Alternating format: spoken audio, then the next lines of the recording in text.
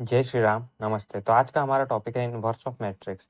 तो हम inverse of matrix कैसे फाइंड करते हैं, तो उसका फॉर्मूला होता है इन्वर्स ऑफ मैट्रिक्स निकालना है तो उसका फॉर्मूला होता है ए इन्वर्स इक्वल में 1/, में डिटर्मिनेंट इनटू में एडजॉइंट। तो ये हमारा ए इन्वर्स निकालने का फॉर्मूला होता है। ये जो होता है ये हमारा डिटर्मिनेंट का साइन होता है। तो अगर हम इसका क्वेश्चन देखें, यहाँ अगर हम इसका क्वेश्चन देखें तो ये हमारा 4-5 2 1 की मैट्रिक्स है। 4-5 2 और 1 की मैट्रिक्स है। तो अब हमें इसका इन्वर्स निकालना है। तो हमारा फॉर्मूला क्या होता है इन्वर्स निकालने का? ए इन्वर्स इक्वल में 1/, में डिटर्मिनेंट और एडजॉइंट ऑफ ए। तो ये हमारा इन्वर्स ऑफ मैट्रिक्स निकालने का फॉर्मूला होता है। तो सबसे पहले हम डिटर्मिनेंट फाइंड कर लेंगे। तो डिटर्मिनेंट कैसे फाइंड करते हैं, ये सारे डिटर्मिनेंट्स की वीडियो भी हमने बना के रखी है, तो आप देख सकते हैं। तो डिटर्मिनेंट फाइंड करने के लिए हमें सबसे पहले प्रिंसिपल डायगोनल का इंटू करना होगा, 4 × 1, और यहाँ पे माइनस, और यहाँ 2 × -5। तो यहाँ पे हो जाएगा हमारा 4 माइनस प्लस 10, तो हमारा आ जाएगा 14। तो हमारा डिटर्मिनेंट निकल जाएगा 14। अब हमें एडजॉइंट निकालना है। तो एडजॉइंट निकालने के लिए हमें सबसे पहले निकालना होता है माइनर। तो -4 5 2 और 1। तो इसका अगर हम माइनर निकालेंगे तो माइनर हमारा निकलता है सिर्फ 2/2 के मैट्रिक्स में सिर्फ वैल्यूज को इंटरचेंज करके। तो ये हमारा निकल जाएगा 1 2 -5 और 4। तो ये हमारा माइनर निकल गया। अब इसका हमें कोफैक्टर निकालना होगा।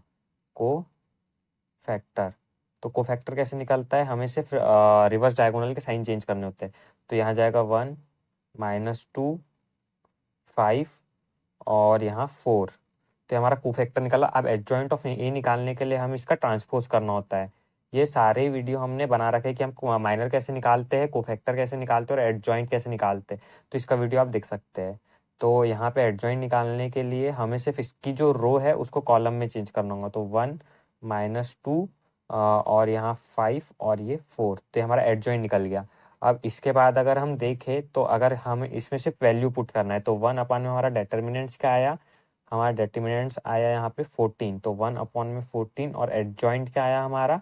एडजॉइंट आया हमारा 1 5 -2 और 4। तो ये हमारा आंसर आ गया इन्वर्स ऑफ मैट्रिक्स के लिए। ए इन्वर्स इक्वल हमारा ये आंसर है। तो हम ऐसे फाइंड करते हैं ए इन्वर्स को।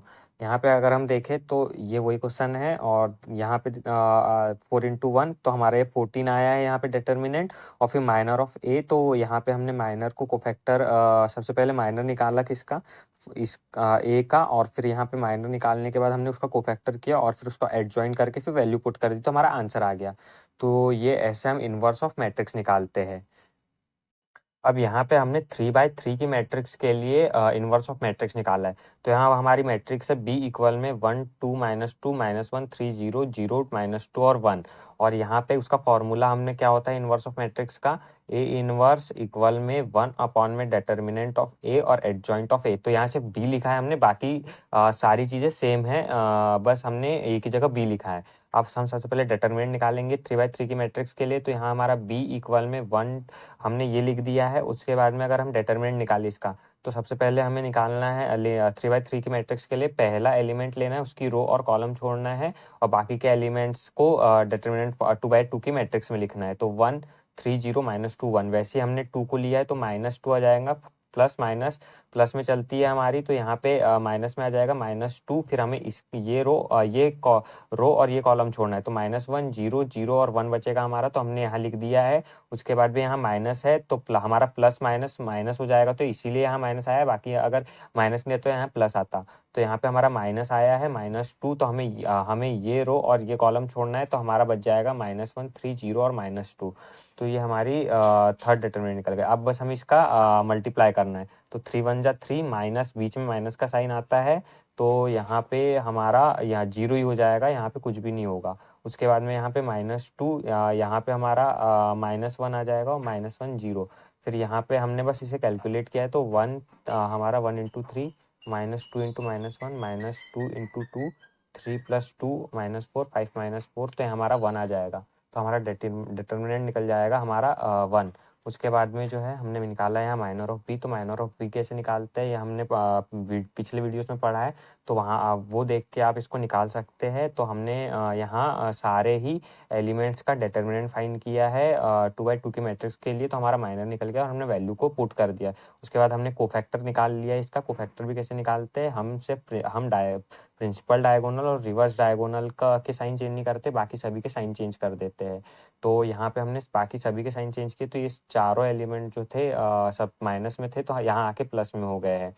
और ये भी हमने माइनर कोफैक्टर दोनों बताया हुआ है हमारे वीडियोस में, तो आप पिछला वीडियो जाके देख सकते हो।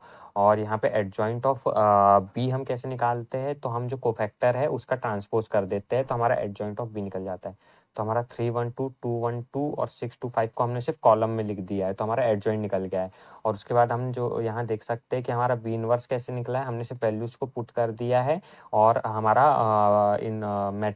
इनवर्स निकल चुका है। तो हमारा बी इनवर्स इक्वल में होगा 1/1 और ब्रैकेट के अंदर 3 2 6 1 1 2 और 2 2 5। तो ये हमारा इनवर्स ऑफ मैट्रिक्स निकल चुका है। तो हमें सिर्फ ये फॉर्मूला याद रखना है, बाकी हमें सिर्फ हमने जो पिछले कॉन्सेप्ट पढ़े हैं उससे रिलेटेड ही है ये। जब हमें पिछले कॉन्सेप्ट आएंगे तभी हम ये कॉन्सेप्ट कर पाएंगे। तो पिछले कॉन्सेप्ट अच्छे से देख लीजिएगा।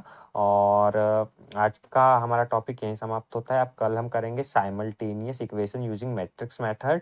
और तब तक के लिए थैंक्स फॉर वॉचिंग।